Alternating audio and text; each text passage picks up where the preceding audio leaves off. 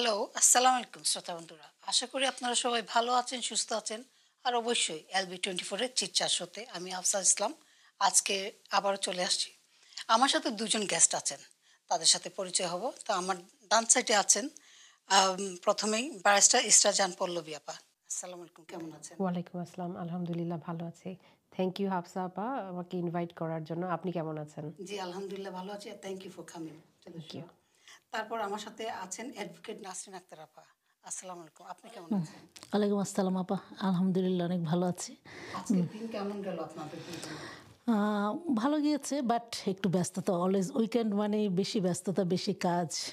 Cooking, তারপর রান্না বান্না। ও এটা নিয়ে আমরা আপনার চিটচাট প্রোগ্রামে আসলাম, একটু মনে হলো আজকে রিল্যাক্স করব বেশি করে, বিকজ অবশ্যই, হ্যাঁ অবশ্যই রিল্যাক্স করবো। জি। আপা, আপনার দিন কেমন গেল? আলহামদুলিল্লাহ ইট ওয়াজ গুড। ওয়েদার যদিও একটু মানে অতটা ভালো না এখন, বাট আমি তো থাকি একটু দূরে। ভালোই কেটেছে, আর এখন আর একটু ভালো কাটবে আমাদের অবশ্যই, গল্প গুজবে। হ্যাঁ অবশ্যই। তো আপা, আমরা আজকে কিন্তু আমরা আম, মূল যে ইদানিং যে জিনিসটা আমরা ফেস করছি, যে সোশ্যাল মিডিয়া, তারপর মোবাইল ফোন, এইটার অপব্যবহার বা পারিবারিক এবং সামাজিক অবক্ষয় যেটা হচ্ছে, তো এটা নিয়ে আমরা আলাপ করতে চাচ্ছি।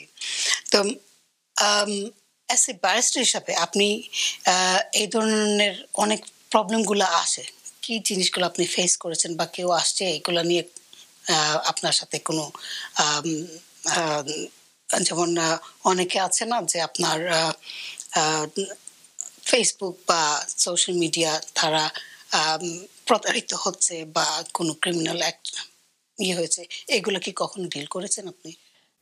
আসলে সোশ্যাল মিডিয়া জিনিসটা, সোশ্যাল মিডিয়া তো অবশ্যই ভালো একটা প্ল্যাটফর্ম। আমি এটার একটু ভালো দিকগুলো ফার্স্ট একটু বলতে চাই, কারণ অবশ্যই। সোশ্যাল মিডিয়ার হতে পারে সেটা ফেসবুক, টুইটার বা যে কোনো সোশ্যাল মিডিয়ার মাধ্যমে আমাদের কিন্তু আমরা একজন আরেকজনের সাথে কানেক্ট করতে পারছি। আমরা অনেক কিছু শিখতে পারছি। আম, আমাদের অ, বিশেষ করে ফেসবুকের মাধ্যমে আপনি নিজেও হয়তো দেখবেন যে অনেক ছোটবেলার বন্ধু-বান্ধব আমরা কিন্তু খুঁজে পেয়েছি। জি। আত্মীয়স্বজন অনেক দূরে থাকে এবং সবকিছু আপডেট হচ্ছে। এখানে অনেক কিছু শেখার আছে। কিন্তু আমরা কিভাবে জিনিসটাকে ব্যবহার করছি সেটা হচ্ছে বড় কথা। এবং কোন এই যে আ আ মানে কতটা সময় ধরে আমরা করছি।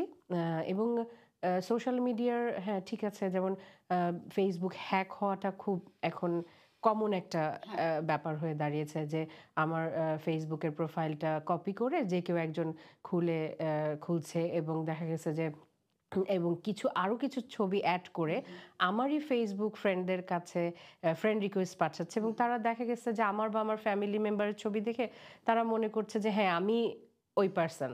এবং এরপরে দেখা যাচ্ছে যে Facebook মেসেঞ্জারে মেসেজ পাঠাচ্ছে যে আমি খুব বিপদে আছি, আমি অমুকখানে ফ্লাইটে করে গেছি। এবং এটা খুব কমন একটা প্রবলেম এখন দেখা যাচ্ছে, প্রায়ই আমি এটা শুনে থাকি যে আমাকে কিছু টাকা দাও বা এমনভাবে। এবং দেখা গেছে যে বাংলাদেশী কেউ মানে করছে আরকি, যে আমি চিটং এয়ারপোর্টে আটকে গেছি। তো এই জিনিসগুলা অবশ্যই একটা হ্যারাসমেন্ট করছে। আম হ্যাঁ, এগুলা নিয়ে, বাট সত্যি কথা সোশ্যাল মিডিয়ার এগুলো দেখা যাচ্ছে নিজেরাই রিপোর্ট করে অনেকটা করতে পারছে। যেটা সমস্যা হয় সেটা হচ্ছে মানে টিনেজ যারা তাদের ক্ষেত্রে। যেমন ধরেন 13 এর পরে যারা করছে এরা ইমোশনাল থাকে। অনেক সময় তারা সাইবার বুলিং এর শিকার হচ্ছে। উম অনেক সময় বাবা-মা হয়তো দুজনে জব করছে, এতটা খেয়াল করতে খেয়াল পারছে করছে না না। যে বাচ্চারা কতটা টাইম এটাতে করছে, এবং জি। তারা বিভিন্ন এক্টিভিটিজ এর সাথে জড়িত হয়ে যাচ্ছে এবং এখান থেকে তারা কাম ব্যাক করতে পারছে না। আবার বাবা-মাকেও বলতে পারছে না ঠিকমতো যে সে কি প্রবলেম ফেস করছে। তো এইটা একটা অনেক বড়, হ্যাঁ, এই টাইপের। বাট আবার মানে ধরেন যেমন কিছু গেমস আছে এখন, এইগুলা অনেকটা যেমন বেশ কয়েক বছর আগে আমি দেখেছিলাম একবার ব্লু একটা ওয়েলস ব্লু নামে ওয়েলস একটা। গেম, হ্যাঁ, এবং এই গেমস শেষ করা পর্যন্ত দেখা গেছে অনেকেই সুইসাইড সুইসাইড করে। করেছে। সো মানে সোশ্যাল মিডিয়ার খারাপ দিকটাও অনেক বেশি, কারণ যারা ইয়াং জেনারেশন ওরা তো বুঝতে পারছে না যে জি। আসলে তারা কোন দিকে চলে যাচ্ছে। তো অবশ্যই ভালো খারাপ দুই দিকেই বলব যে আছে আরকি। নাসরিন আপা, আম, আপনার কত বছর আগে আপনি মানে সর্বপ্রথম কখন আপনি সোশ্যাল মিডিয়াতে আসেন? মেবি 2007 or 8, আচ্ছা। যতটুকু মনে পড়ছে। আসলে তখন 2006 বা 5-এ তখন জানতামও না যে ফেসবুক। আমি 6-এ বা 7-এ আমার এক রিলেটিভ লন্ডনে তখন বলছে কি, ও আপনার ফেসবুক ইয়ে দেন, মানে আমার ভাগনা হ্যাঁ আগে আসছে। আমি বলছি, ও ফেসবুক বলে কি?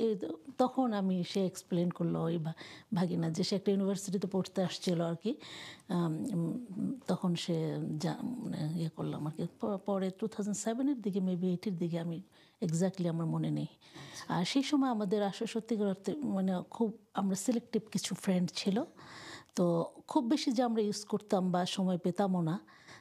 আর স্পেশালি এই দেশে তো আমাদের লাইফ, সংসার, বাচ্চা, ছেলে মেয়ে, জব, এভরিথিং নিয়ে আমরা এতই বিজি থাকতাম যে খুব বা চ্যাটিং করা ফেসবুকে কখনোই হতো না, যে কারোর সাথে বসে চ্যাট করা বা সময় করা বা হয়তো ম্যাক্সিমাম ছবি আপলোড করা, ওইটুকু পর্যন্ত সীমাবদ্ধতা ছিল। আগে কিন্তু ফেসবুক ছিল জাস্ট কয়েকটা ছবি আপলোড করা, তারপরে কনভারসেশন, ওইগুলোতে মেসেঞ্জারও ছিল না। জি জি হ্যাঁ, কারোর সাথে যে কথা বলবেন তাও কিন্তু সুযোগটা ছিল না। আমার মনে আছে সর্বপ্রথম আমি ফেসবুকে অ্যাড হই, প্রথমে ফেসবুকের আগে কিন্তু হেই চাই 5 না কি এরকম একটা বাইর হয়েছিল এই ফেসবুকের মধ্যে, একটা সোশ্যাল প্ল্যাটফর্ম। তো এখানে আমার ডক্টর দেবর একটা, তারপরে এরকম তারিক ফ্রেন্ড সার্কেল ছিল আমার সাথে। তো আমরা মাঝে মধ্যে হাই হ্যালো কথা বলতাম। সে দেশে এই দেশ থেকে দেশে গেছে, ওইখানে গিয়ে সে প্র্যাকটিস করছে ডাক্তারি। তো তার সাথে কথাবার্তা হইতেই হইতো, দেখা গেছে তারই ফ্রেন্ড সার্কেল সব আমার ফ্রেন্ড হয়ে গেছে। তারপরে ফেসবুক আসলো, সেই আমাকে ইনভাইট পাঠাইছে লিঙ্কের মাধ্যমে যে টু বিকাম ফ্রেন্ড। তো সে যেহেতু অলরেডি ফ্রেন্ড আছে, আমি হলাম। হওয়ার পরে কিন্তু বেশি তেমন ব্যবহার করা হতো না। ওই যে নাসিনা আপা বলেন যে 9 to 5 জব করে, বাচ্চারা ছোট, তারপরে কাজকর্ম নিয়ে আর করা হতো না। আমরা যেটা বলতে চাচ্ছিলাম এখন অ্যাকচুয়ালি ফেসবুকটা, এই যে পল্লবীর কথা ধরেই বলে, পল্লবী যে বললো এটা ডিপেন্ড করে আপনি কিভাবে ইউজ করেন। তখন কিন্তু আমাদের সত্যি কথার ফ্রেন্ড সার্কেলের পরিমাণটা এত ওয়াইড ছিল না, আর যারাই ছিল নন ইচ আদার। আর আমি তখনই সবচেয়ে বেশি মানে ভালো লেগেছে আমার, যখন আমার পুতুল খেলার যে বান্ধবী ছিল আমার, ওর বিয়ে হয়ে গেছে অনেক দূরে, মানে সিরাজগঞ্জের একটা জায়গা, অনেক বছর ওর সাথে আমার ডিসকানেক্ট ছিল। গল্প আসবো, আমরা একটা ছোট্ট বিরতিতে আচ্ছা যাচ্ছি। আচ্ছা আচ্ছা হুম। Staff crisis? Looking for skilled staff from overseas? Work Permit Cloud is your only trusted solution, an innovative software designed to solve all your problems. Our service includes sponsorship license applications, HRMS implementation, immigration advice and visa application processing. Work Permit Cloud, a cloud-based solution for all your immigration needs. workpermitcloud.co.uk. Phone 0208 087 2343. আইলানা ঘরের shopping করলা না, সোনালী super মার্কেটের হয় না তুলনা গো, সোনালী super মার্কেটের হয় না তুলনা। সোনার বাংলার তাজা সবজি, মিঠা পানির মাছ, বছর ঘুরে সৌদা করো আছে মূল্য হ্রাস। ওল্টানার বার্মিংহামে সোনালী সুপার মার্কেটে ঘুরে একবার আসো না, সোনালী সুপার মার্কেটের হয় না তুলনা গো, সোনালী সুপার মার্কেটের হয় না তুলনা। সোনালী সুপার মার্কেট, লজেস রোড, বার্মিংহাম। শ্রোতা বন্ধুরা, ফিরে আসলাম ছোট্ট একটা বিরতির পর। আশা করি আপনারা আছেন আমাদের সাথে, দেখছেন, উপভোগ করছেন চিটচাট শো। নাসরিন আপা, আপনার ছোটবেলার গল্পতে শুনি।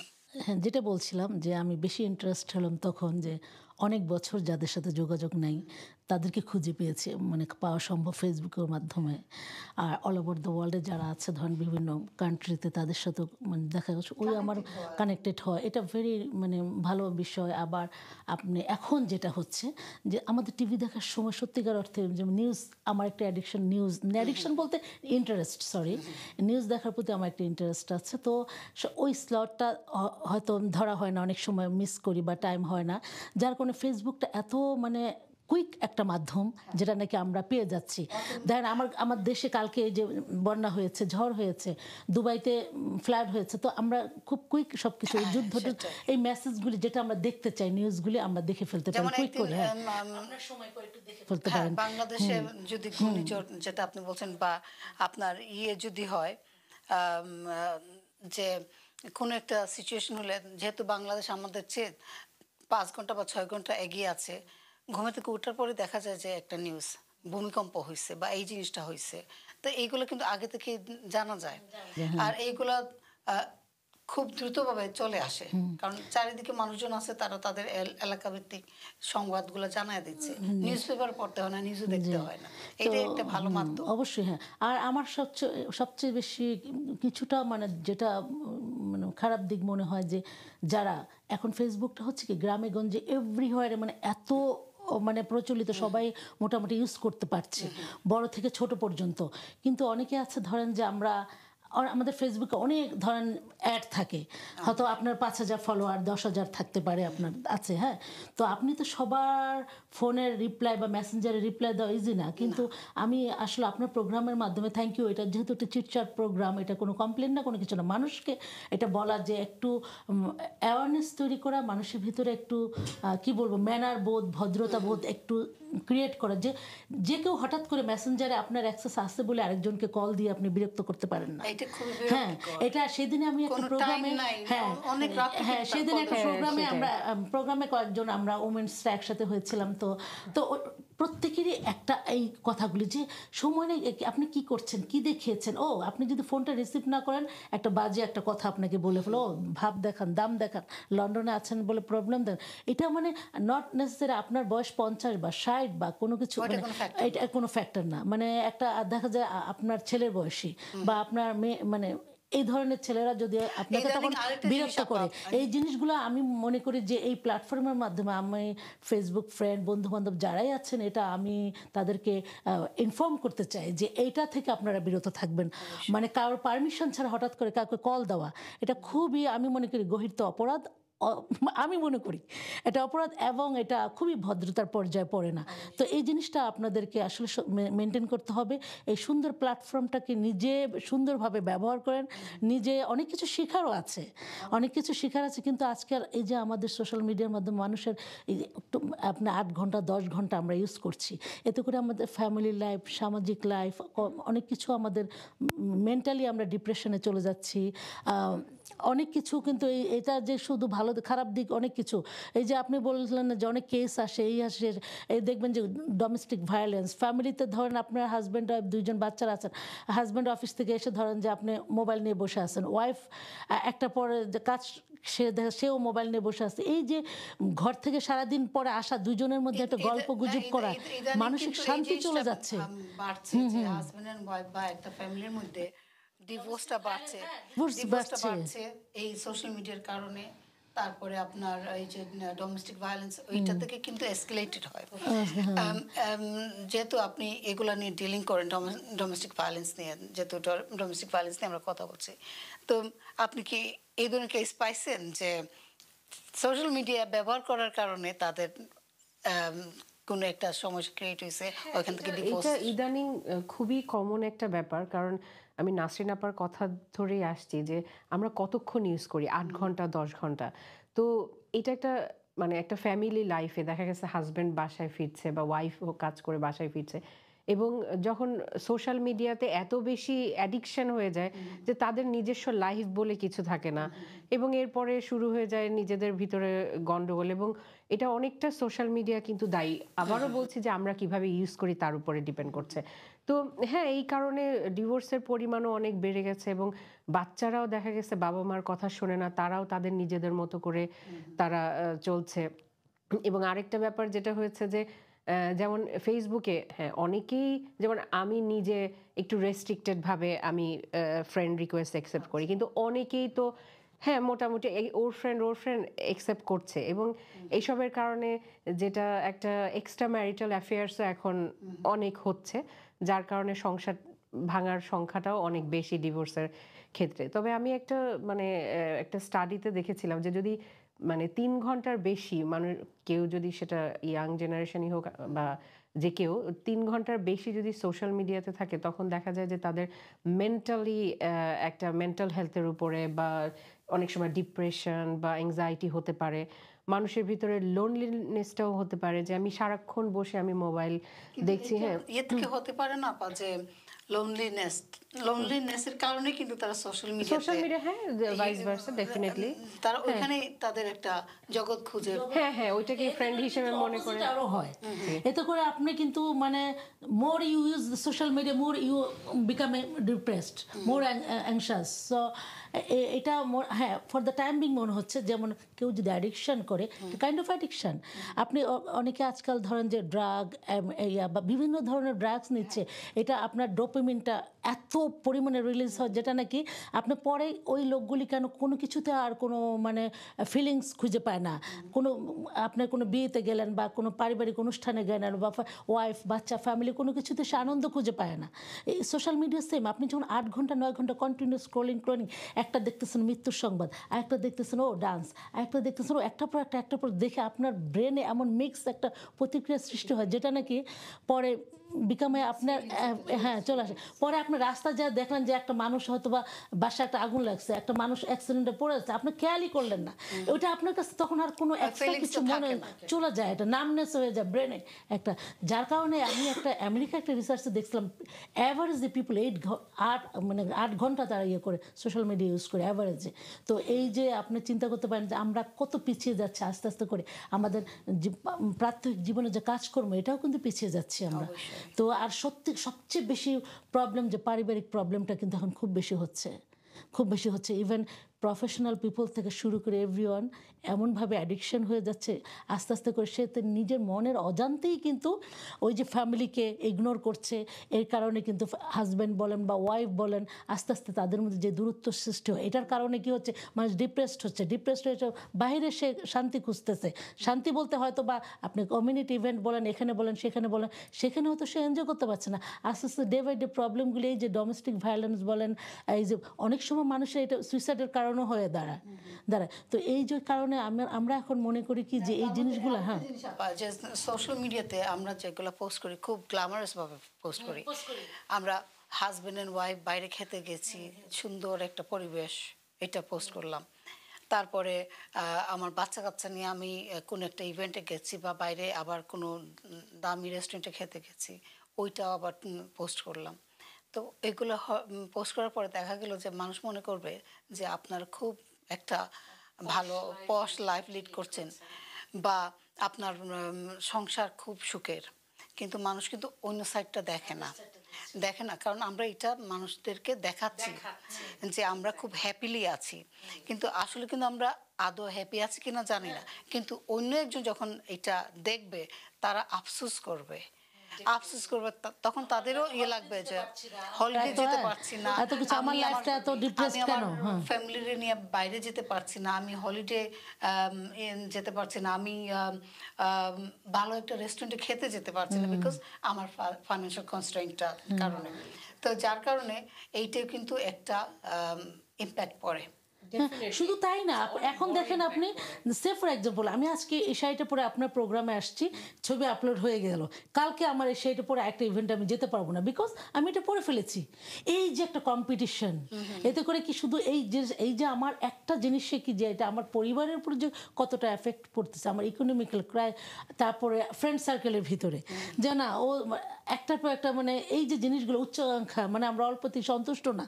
এখন আগের দিনের আমাদের চাচি খালারা, আমার মাকে দেখেছে চাচি শাশুড়ি, মানে সমস্যা হয়েছে একটা ফ্যামিলিতে শাশুড়ির সাথে, চাচি শাশুড়ি এসে হেল্প করছে, এই তুমি আমার বউর এটা বলছো, মানে চাচি শাশুড়ি তাদের মধ্যে এত একটা মিল ছিল।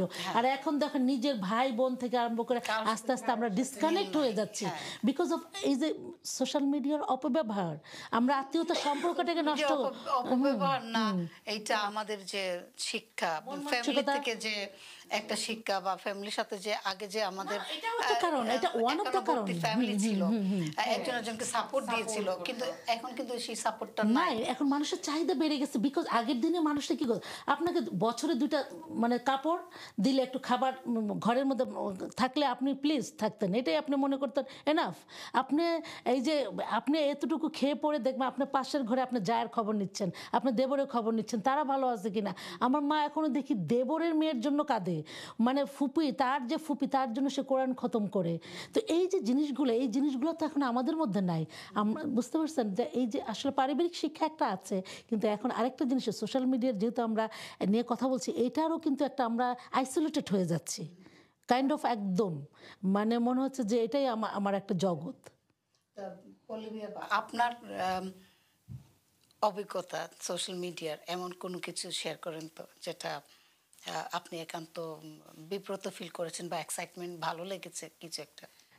বিব্রত বিব্রত ঠিক না, মানে যেমন ধরেন একবার অ্যাকাউন্ট হ্যাক হয়েছে, বাট এনিওয়ে আর্লি জানতে পেরেছি, সো আমি ওইটা থেকে বের হয়ে আসতে পেরেছি। তারপর কিছুদিন আগে আমার হাজবেন্ডের মানে একটা ফেক অ্যাকাউন্ট খুলে দেখা গেছে আমি যে এরিয়াতে থাকি বা বাংলাদেশে প্রায় 30-40 জন মানুষের কাছে টাকা চেয়েছে, এবং অনেকেই সরল বিশ্বাসে আবার টাকা ট্রান্সফারও করে দিয়েছে। ইভেন এইখানকার একজন ইউনিভার্সিটি টিচার, সে মনে করেছে সত্যি সত্যি আমরা হয়তো সমস্যাতে আছি। তো এগুলা definitely even any amount of money বা সে দিয়ে দিয়েছে। সো এটা একটা মানে ভেরি এম্বারাসিং একটা সিচুয়েশন হয়ে যায়। আজকেও কিন্তু আমি এখানে আসার পরে আমাকে কোন একটা আমাকে হোয়াটসঅ্যাপে একজন মেসেজ দিয়েছেন, তো হাই দিয়েছেন। তো আমি চিন্তা করলাম এই আপা দীর্ঘদিন ধরে আমার সাথে হোয়াটসঅ্যাপে কাজ ছাড়া বা তার কোনো কাজের জিনিস পোস্ট ছাড়া কিন্তু কখনো হাই হ্যালো বলতে আসেন নাই। তো আমি চিন্তা করলাম রিপ্লাই করলাম, হাই দিলাম।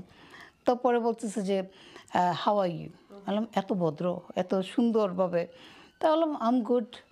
পরে বলতেছে can I ask you for a favour, আমি বললাম ও তোমার টাকা দরকার, তুমি আমাকে ফেরত দিয়ে দিবা। পরে চুপ হয়ে গেছে। এরকম কিন্তু কয়েকটা এই গত 1 মাসের ভিতরে কম হলে বোধহয় 15টা আমাদের পরিচিত লোক হোয়াটসঅ্যাপে হ্যাক হয়েছে তাদের অ্যাকাউন্ট।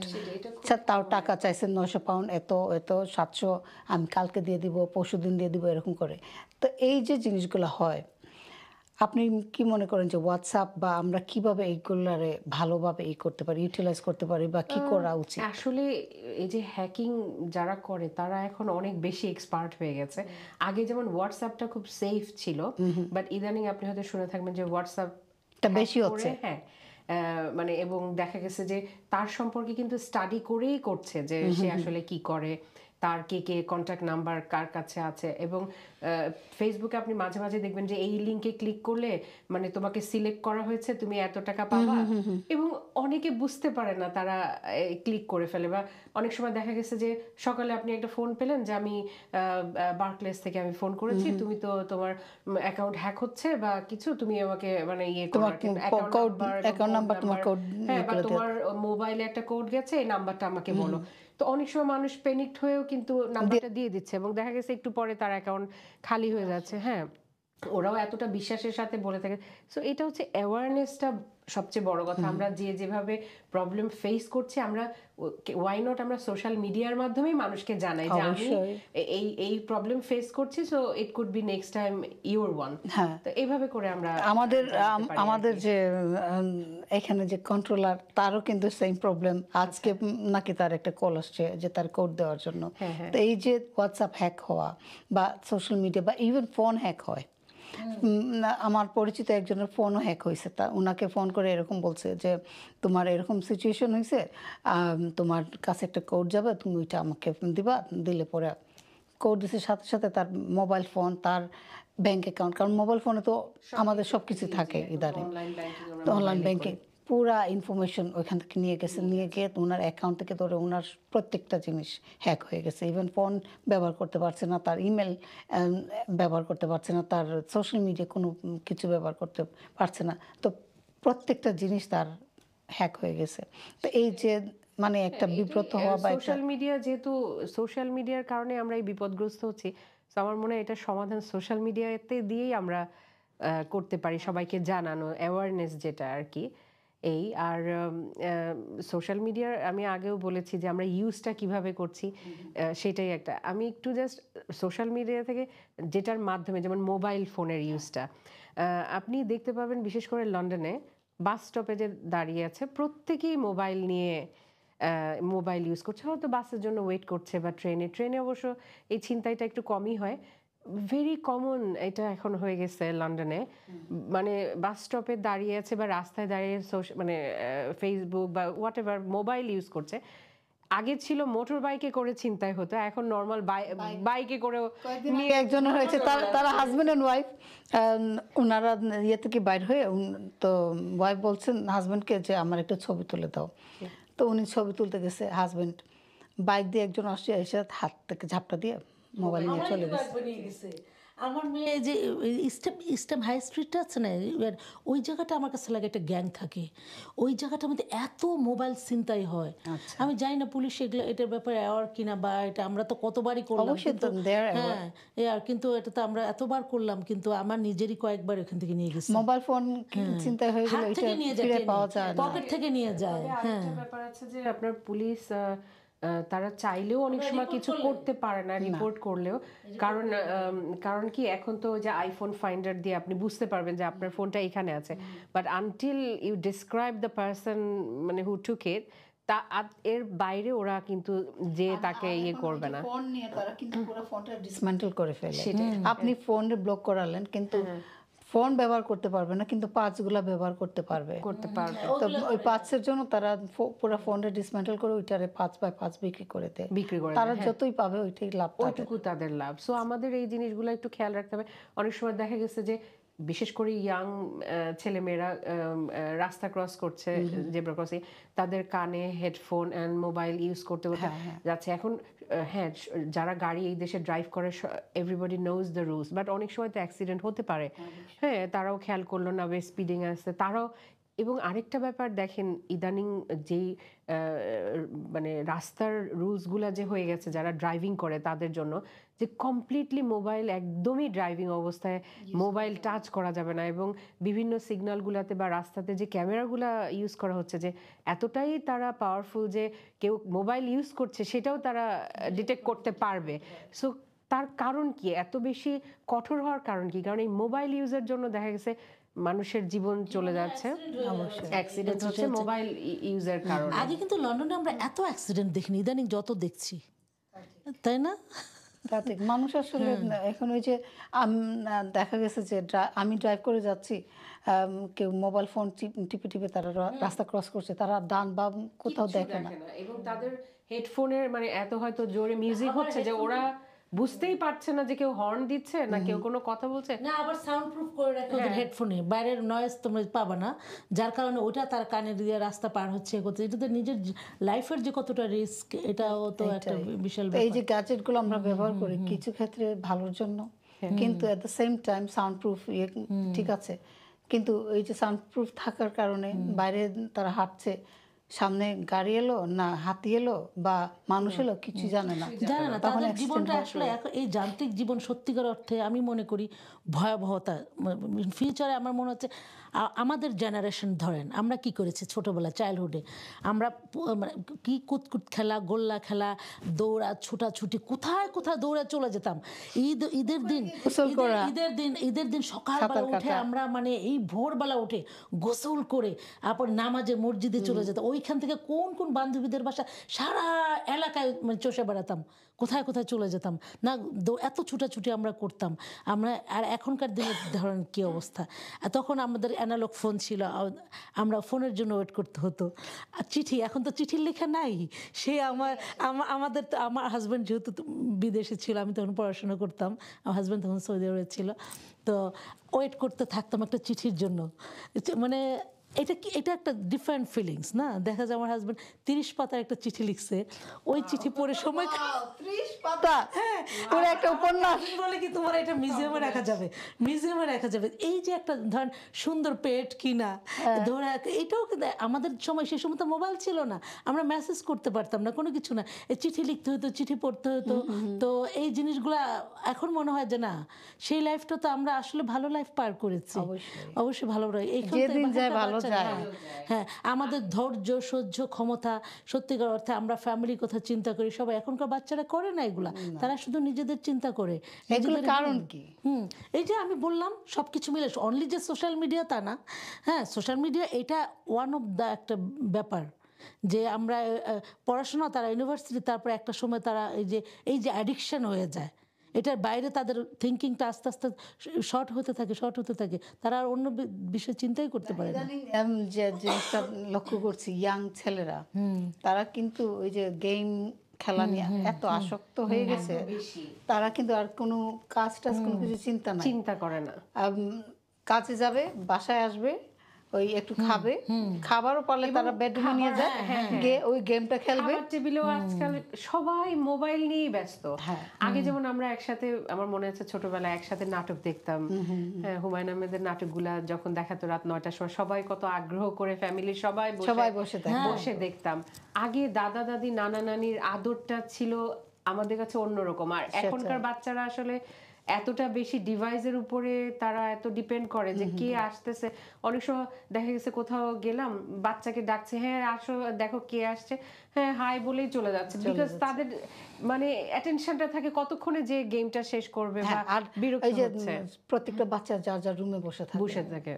এই জিনিসগুলো কিন্তু আসলে চিন্তা করলে খারাপ লাগে। আগে মানে আমরা খেলতে গেলে বাইরে থেকে টেনে ধরে নিয়ে আসতাম, এখন ঘর থেকেই বাচ্চাদেরকে বের করা যায় না, যে তারা এত বেশি ডিভাইসের উপরে এতটা বেশি ডিপেন্ড হয়ে গেছে। হয়তো আমাদের সময় ডিভাইস ছিল না দেখে আমরা এরকম ছিলাম, হয়তো বা যদি থাকতো তাহলে আমরা হয়তো বাসায় কোনো কোনায় বসে। হ্যাঁ, সুযোগ ছিল না বলেই যে, হ্যাঁ সুযোগ ছিল না, আমাদেরকে ওটা করতে হয়েছে। বরং এটা আমাদের জন্য কত মেন্টাল ডেভেলপমেন্টের জন্য আমাদের কাজ করেছে। আমাদের ধৈর্য, শক্তি, ক্ষমতা, মানে থিঙ্কিং পাওয়ার, এভরিথিং, সত্যি কথার অর্থে আমাদের অনেক প্রসার। এখনও আপনি হয়তো কি করেন, আপনি আপনার লাইফে আপনি নিজে একটু কম খেয়েও আপনার ফ্যামিলির কথা চিন্তা করেন, আদার ফ্রেন্ড বন্ধুর কথা চিন্তা করেন। আমরা সবাইকে নিয়েই মনে হয় যে না, আমাদের একটা লাইফ আমরা চিন্তা করি, এক্সটেন্ডেড ফ্যামিলি মেম্বারের কথা আমরা চিন্তা করি। আর এখনকার দিনের, আর স্পেশালি ওয়েস্টার্ন কান্ট্রিগুলোতে তাদের ব্রেনটাই মনে এমনভাবে করে ফেলে যে ইন্ডিভিজুয়ালি চিন্তা করার জন্য ডিজাইনটাই এই কান্ট্রির, এটা একটা ইন্ডিভিজুয়ালি এটা তাদেরকে ডিজাইন করে ফেলে। তো আসলে আমরা তো একটা ডিফারেন্ট এনভায়রনমেন্ট থেকে আসছি, ডিফারেন্ট পরিবেশ থেকে আসছি, আমাদের মেন্টালিটি তাদের সাথে আমাদের অনেক ডিফারেন্স অ্যাকচুয়ালি। কিছু মানুষ কিন্তু যে আছেন, তারা ঠিকই ওই বাংলাদেশের মেন্টালিটি নিয়ে বাচ্চাদেরকে ওইভাবে বড় করতে পেরেছেন। ধার্মিক ধর্ম দিকে হোক বা কালচারের দিকে হোক, তারা কিন্তু ঠিকই করতে পারছেন, কিন্তু কিছু কিছু মানুষ পারছেন না। জানি এভরিবডি ইজ ডিফারেন্ট, ইন্ডিভিজুয়াল আর ডিফারেন্ট, আপব্রিঙ্গিং থেকে ধরে সব কিছু, কিন্তু আমরা ওইটা ফলো করি না কেন? যারা পারছেন তাদের উদাহরণ দিয়ে আমরা চেষ্টা করি না কেন যে আমরা ওই জিনিসটা ওইভাবে আমাদের ফ্যামিলিতে ওই ইয়েটা রাখার? কিন্তু দেখা গেছে যে মাঝে মধ্যে যে আমি যদি ওইটা ধরে রাখি তাহলে মানুষ মনে করবে আমি ব্যাকডেটেড বা আমি ব্যাকডেটেড না। অ্যাকচুয়ালি কি, হ্যাঁ আপনি যেটা বলছেন আফসাপা, এটা প্রথম থেকে আমাদের মাদেরকে ইনিশিয়েটিভ, মা বাবা সবাই পরিবারে যারা, যেমন এখন আমরা কি করি, একটা বাচ্চা আপনি বড় হচ্ছে, দেখা যাচ্ছে বাচ্চা খেতে যাচ্ছে না, আচ্ছা টিভির একটা কার্টুন দিয়ে তাকে খাওয়ার অভ্যাস করছি। এই খাওয়াটা যে তার মানে না খেলে আরও তার হেলথের জন্য আরও ভালো, এই মানে কার্টুন দেখে না দেখে যতটুকু খায় ওটাই তার জন্য এনাফ। হ্যাঁ, কিন্তু এই যে সে যে কী খাচ্ছে সে নিজেও জানে না, সে পানি খাচ্ছে নাকি ভাত খাচ্ছে নাকি টেস্ট বার সে পাচ্ছে না, তো কিন্তু খাচ্ছে না, আমরা খাইয়ে দিচ্ছি তাদেরকে। তো এই জিনিসগুলো আমাদের মাদেরকেও সচেতনতা তৈরি করতে হবে। বাচ্চারা আসলে কত ঘন্টা মানে মোবাইল ইউজ করছে, কত ঘন্টা, তাদেরকে একটুখানি সময় দিতে হবে।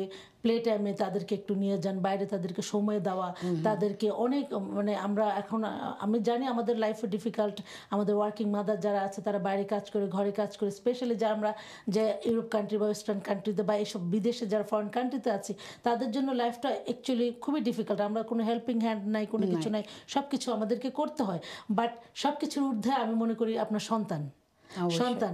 আমরা এত কিছু করছি কি জন্য? নিজের লাইফটাকে ভালো রাখার জন্য, নিজেকে ভালো রাখার জন্য, পরিবারকে সুখী রাখার জন্য। আমরা এত দূর থেকে এসেছি, শুধু থাকা খাওয়া পড়ার জন্য হলে তো আমাদের দেশ ছিল, এনাফ ছিল আমাদের জন্য না? আমরা তো একটা ভালো লাইফ লিড করার জন্য এখানে এসেছি। তো সেই ক্ষেত্রে যদি আমাদের বাচ্চাগুলো এভাবে চোখের সামনে নষ্ট হয়ে যায়, এটা কিন্তু ধ্বংস হয়ে যায়।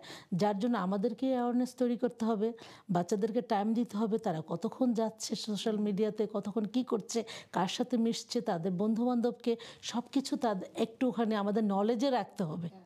নলেজে রাখতে বাচ্চাদেরকে অনেস্টি শিখাতে, ধর্ম শিক্ষা দেওয়াটা সত্যিকার অর্থে জরুরি। সত্যিকার অর্থে জরুরি। এটা প্রত্যেকটা ধর্মে আপনাকে ভালো শিক্ষা দেয়, এটা আপনার নিজের বেনিফিটের জন্য। এতে করে এতে করে ধর্ম শিক্ষাটা থাকলে না, দেখবেন তার প্যারেন্টসের প্রতিও রেসপেক্ট থাকে, সোসাইটিতে মানুষের প্রতি রেসপেক্ট থাকে।